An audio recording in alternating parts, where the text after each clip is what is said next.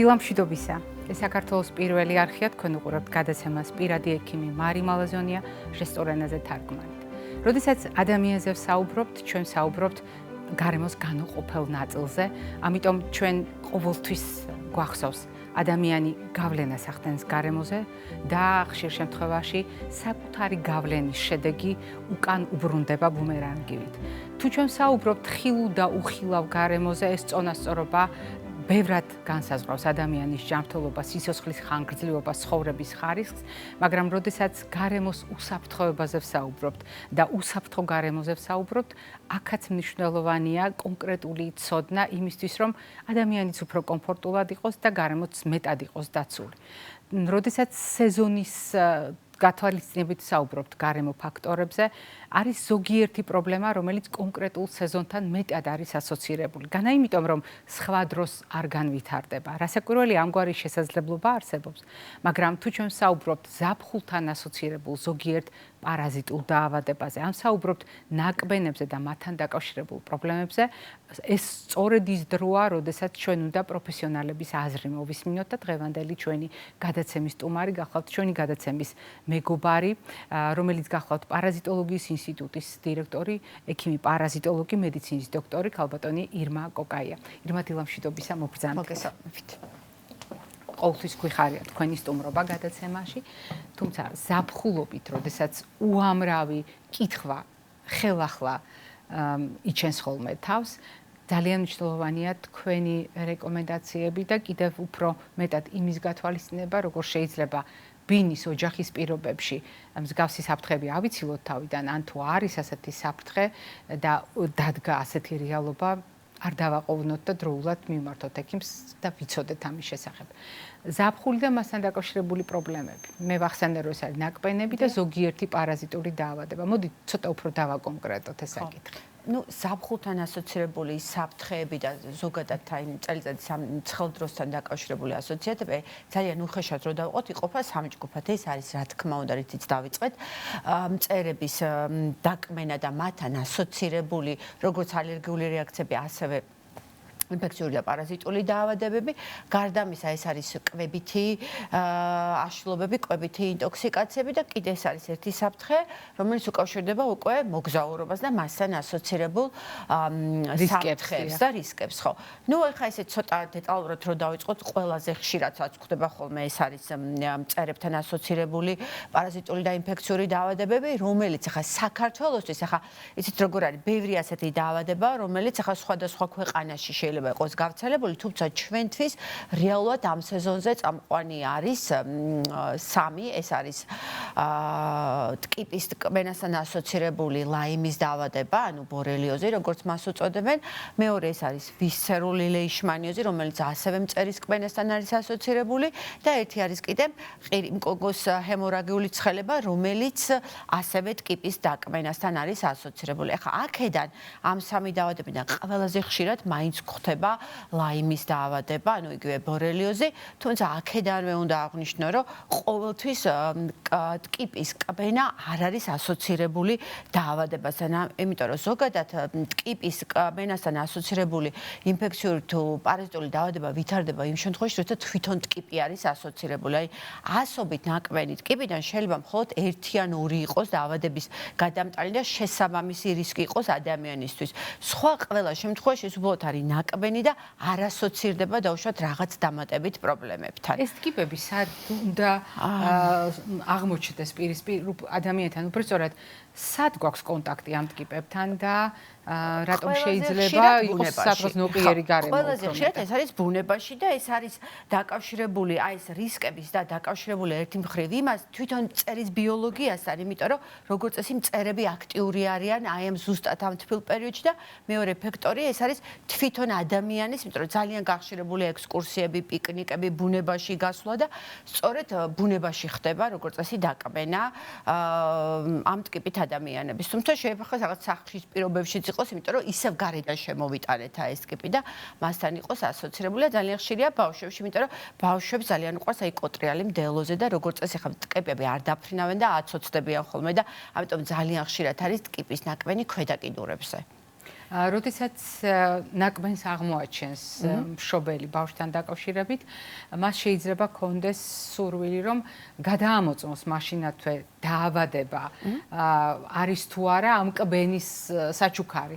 მაგრამ ეს რეალურია? ასე სწრაფად ხდება ორგანიზმში მდგომარეობის შეცვლა და თქვა თუ დაავადების გადამტანია ეს კონკრეტული ტკიპი და ბავშვი დაავადდა, მაშინათვე გამოვლინდება დაუყოვნებლივ. არა, ეს არ არის ასე მიდგომა სწორი, იმიტომ რომ ძალიან ხშირი პრაქტიკა, როდესაც დაკვენიდან მეორე დღეს მოყავთ ხოლმე და ითხოვენ რაღაცა ტესტირების ჩატარებას, თუმცა ეს ძალიან არასწორი მიდგომა, იმიტომ რომ ამ დაავადებას აქვს თავისი ინკუბაციური პერიოდი, თუ მსჯელობთ მაგალითად ლაიმის დაავადებაზე ეს არის დაახლოებით 1 თვე და ამ 1 თვის განმავლობაში ან 1 თვის შემდეგ შეიძლება გამოვლინდეს კლინიკური სიმპტომები. ასე რომ მეორე დღეს პაციენტის დატესტვა რეალურად უშედეგო იქნება, იმიტომ რომ როგორც წესი ანტისხეულები წარმოქმნა ეს ტესტირების საფუძველი რაც არის ხოლმე ანტისხეულების წარმოქმნა ხდება დაახლოებით 1 კვირის შემდეგ. თუმცა ის რაც მშობელმა აუცილებლად უნდა გააკეთოს, ეს არის ტკიპის აღმოჩენის შემთხვევაში ტკიპი დაუყოვნებლად უნდა მოსცილდეს ზედაპირს.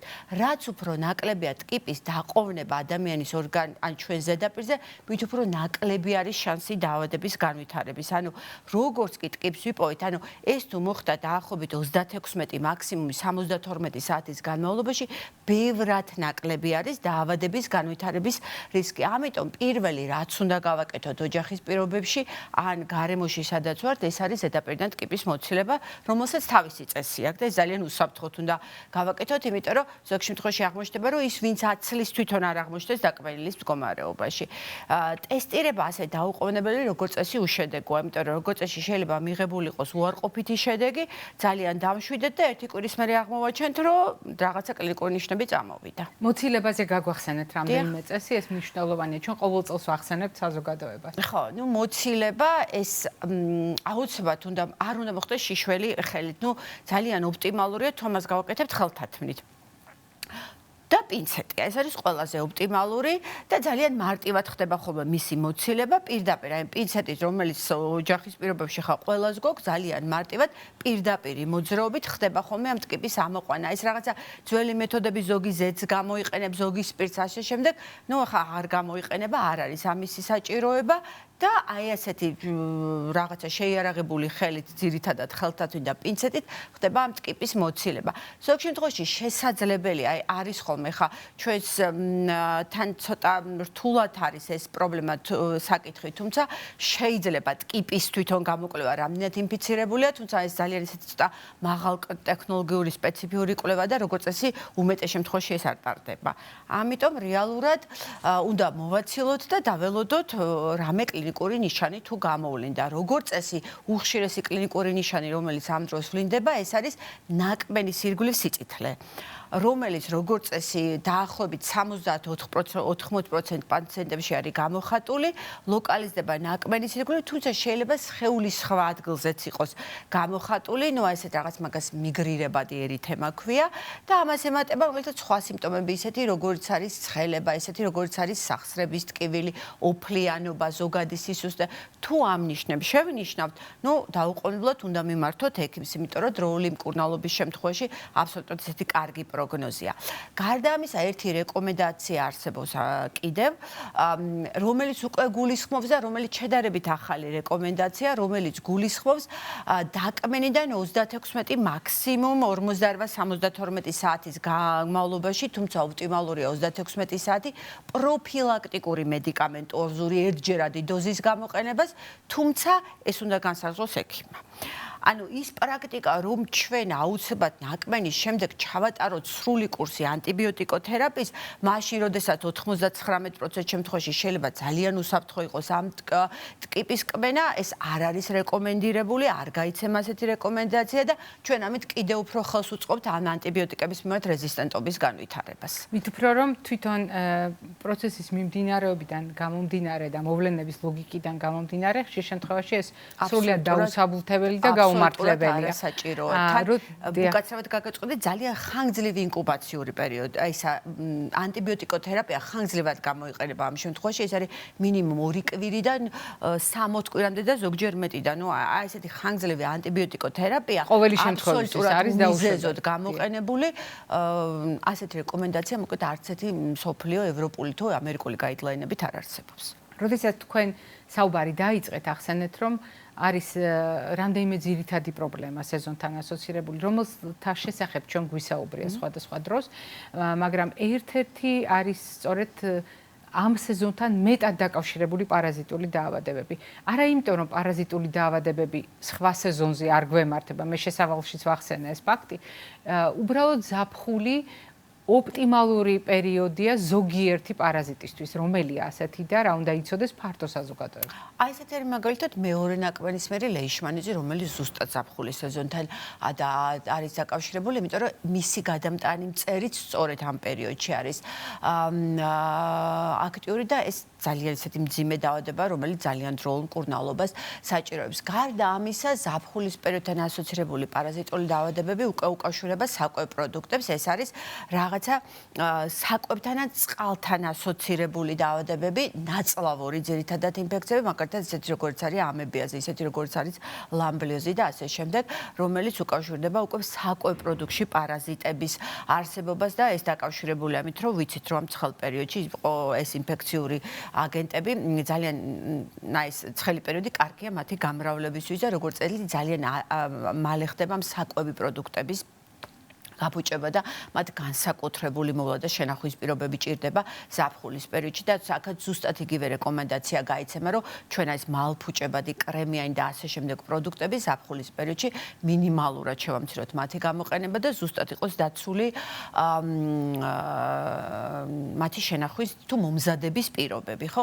ასევე არის მომატებული ის დაავადებები, რომელიც ისევე საკვებისმიერია და უკავშირდება მაგალითად მწვანილის ინტენსიურ გამოყენებას, იმიტომ რომ ვიცით, რომ ზაფხულის პერიოდში ძალიან ინტენსიურია ეს ამ მწვანილის გამოყენება და ამ პერიოდში ყოველთვის იმატებს აი მაგალითად ფასციოლოზის შემთხვევები, რომლებიც ამ პერიოდში ძალიან მკვეთრად არის მომატებული. არასათანადო ჰიგიენის პირობებში. ეს არის ერთად დაკავშირებული იმასთან, რომ ჩვენ კარგად არ ვამუშავებთ ტექნოლოგიურად იგივე მწვანილს ან კარგად არ გავრეცხავთ მას და შესაბამისად ასეთი დაინფიცირებული მწვანილით შეიძლება ადამიანს ეს დაავადება დაემართოს. გარდა ამისა არის ასევე საკვებისმიერი ინფექცია, რომელიც იმატებს ზაფხულის პერიოდში, ეს არის მაგალითად ბრუცელოზი, რომელიც უკვე ასოცირებულია რძის და რძის პროდუქტების განსაკუთრებული ახალი ყველის გამოყენებასთან და ასევე თერმულად არასაკმარისად დამუშავებული ხორცის და ხორცის პროდუქტის გამოყენებასთან. თქვენ მიერ დასახელებული პრობლემების შემთხვევაში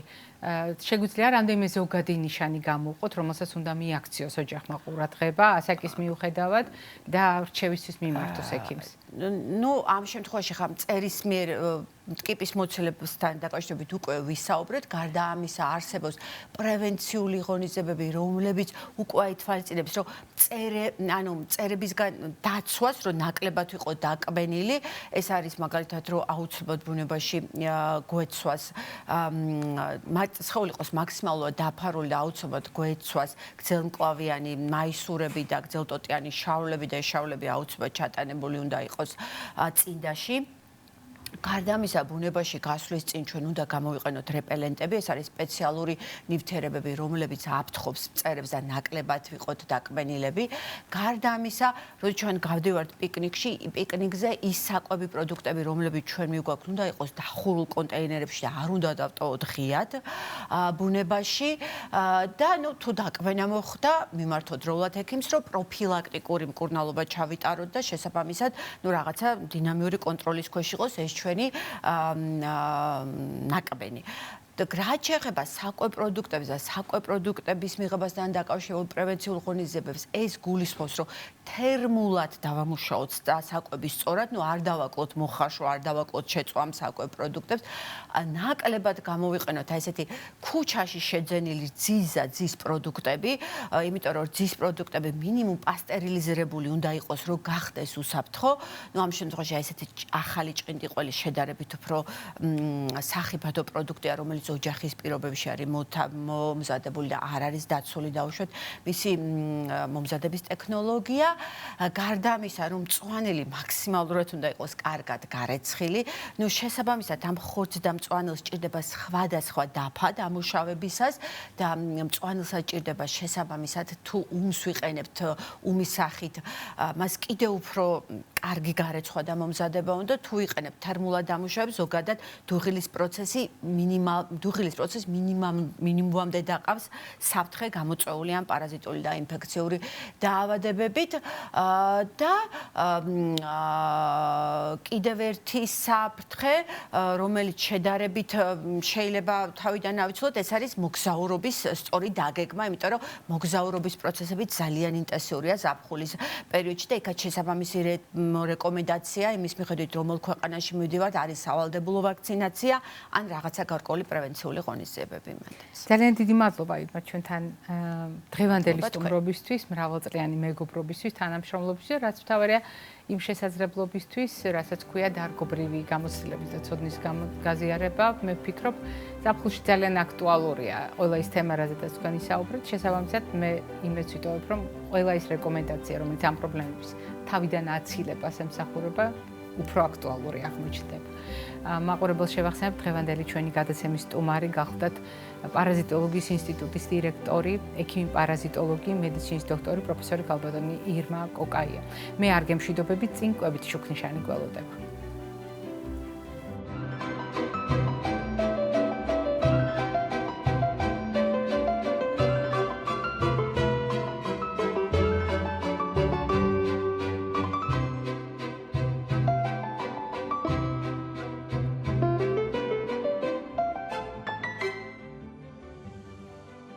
შეგვიძლია თუ არა მართოთ პარაზიტული დაავადებების რისკი კვების მიხედვით და კვების მეშვეობით. რა თქმა უნდა, თუ ჩვენ ავიცილებთ თავიდან ყველა იმ დაავადებას, რომელიც საკვების გზით პარაზიტების მოხვედრას უზრუნველყოფს ჩვენს ორგანიზმში. მაგრამ როდესაც ჩვენ საუბრობთ დამკვიდრებულ საზოგადოებაში დიდი ხნის განმავლობაში ცნობილ კვების მოდელებზე, როგორ შეიძლება ვუმკურნალოთ და დავძლიოთ პარაზიტული დაავადებები, ასეთ შემთხვევაში ჩვენ გაგახსენებთ გადაცემებს, სადაც დეტალურად განვიხილეთ მსგავსი სტერეოტიპული წარმოდგენები და დღეს ამ თემაზე საუბრით თავს აღარ შეგაწყენ, თუმცა აუცილებლად გეტყვით. გეტყვით, რომ საზოგადოების დამოკიდებულება არის განსხვავებული. ერთნი თვლიან, რომ თუ მაგალითად საკვებით მოწამვლა გქონდა, პარაზიტული დაავადება გადავიტანეთ, რომ საკვების არასდროს არ უნდა იყოს ჩვენთვის თამამი არჩევანი, რომ კვების მოდელი არ უნდა გავაფართოვოთ და ხანგრძლივად უნდა დავრჩეთ შეზღუდულ კვებაზე. ან არის მეორე უკიდურესობა, როდესაც პრობლემის ჩათავებისთანავე, დასრულებისთანავე უკიდურეს გაფართოებას გულისხმობს კვების მოდელში. რასაკვირველია, არც ერთი მსგავსი მიდგომა ადამიანის ორგანიზმისთვის კომფორტული არ არის და არც სიამოვნებას უკავშირდება. ამიტომ ყველაზე სწორი არის გათვალისწინება იმისა, თუ რა იცვლება ჩვენს ორგანიზმში, მაგალითად მსგავსი მდგომარეობების გადატანის შემდეგ.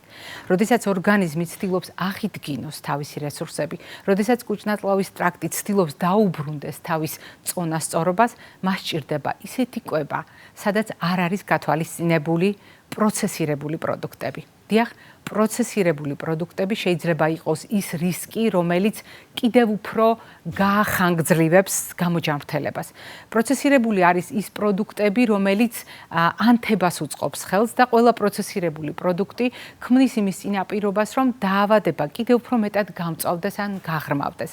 ამიტომ უნივერსალური რეკომენდაცია შეიძლება აღმოჩნდეს ბევრი ადამიანისთვის თავის შევიკავოთ სწორედ უკიდურესად დამუშავებული პროდუქტებისგან, კერძებისგან და ისეთი პროდუქტებისგან, რომელიც არა ნედლი, არამედ ნედლი მოხმარებისთვის კი არ არის გათვლილი, არამედ ხანგრძლივი შენახვისთვის არის ნაგულისხმები. ასეთ შემთხვევაში ჩვენ უნდა გავითვალისწინოთ კიდევ ერთი ფაქტორი, რომელიც ხშირ შემთხვევაში ჩვენ გვიბიძგებს მივიღოთ სიამოვნება და ცუდი გუნებგანწყობის დასაძლევად აგვადგება ხოლმე მაგალითად ტკბილეული, მაგრამ ამ პროდუქტების გამოყენება შეიძლება იყოს საყურადღებო და სახიფათოც კი უჯნაწლავის ტრაქტში, სადაც ანთება მიმდინარეობდა.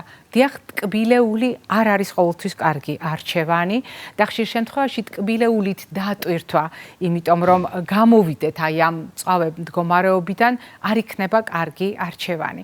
რომელი ასაკისაც არ უნდა იყოს ადამიანი და როგორიც სტუნებაც არ უნდა გქონდეს სწორედ ტკბილეულით დავძლიოთ ჩვენი უსიამოვნო განცდები. სად არის აქ გამოსავალი? მეცნიერებამ დაადგინა, რომ არსებობს კვების მოდელი, რომელსაც ქვია ანთების საწინააღმდეგო და ამ მოდელს შეუძლია ძალიან კეთილი სამსახური გაგვიწიოს ჩვენ. უკიდურესად დაგვეხმაროს რთულ სიტუაციაში და ბევრი პრობლემა აგვარიდოს კიდეც თავიდან. ანთების საწინააღმდეგო პროდუქტების გამოყენება ძალიან ბევრი დაავადების, გადავადების, ძალიან ბევრი პროცესის გადავადების წინაპირობას ქმნის, მათ შორის და ბერებისაც. და ამ ჩამონათვალში ხვდება პომიდორიც, მწვანეფოთლოვანი მცენარეებიც, ციტრუსებიც, თხილეულიც, თევზიც და სხვა. ამ პროდუქტებზე საუბარი ჩვენ შორს წაგვიყვანს და არაერთხელ გვითქვამს მათ შესახებ, თუმცა ანთების საწინააღმდეგო კვების მოდელი არის გამოჯანმრთელების ფაზაში ერთ-ერთი საუკეთესო არჩევანი. ისევე როგორც ზოგადად დაბალანსებული კვება, როდესაც ჩვენ ნელ-ნელა კვებაში შემოგვაქვს ყველა ჯგუფის პროდუქტი, განსაკუთრებით მნიშვნელოვანია სწორედ თეფსზე აღწერილი პროდუქტების თანაფარდობა, როდესაც უბრალოდ დაბალანსებაზე და წონასწორობაზე კი არ ვსაუბრობთ, არამედ ვხედავთ ჩვენს დღიურ რაციონს, სადაც ხუთი ჯგუფის, ხუთი ფერის პროდუქტი თავს იყრის ჩვენთვის ოპტიმალური თანაფარდობით ჩვენი ორგანიზმის უკეთესი აღდგენისთვის. ეს იყო დღევანდელი ჩვენი რეკომენდაციები, მე გემშვიდობებით ჯანმრთელობას და დღეგრძელობას გისურვებთ.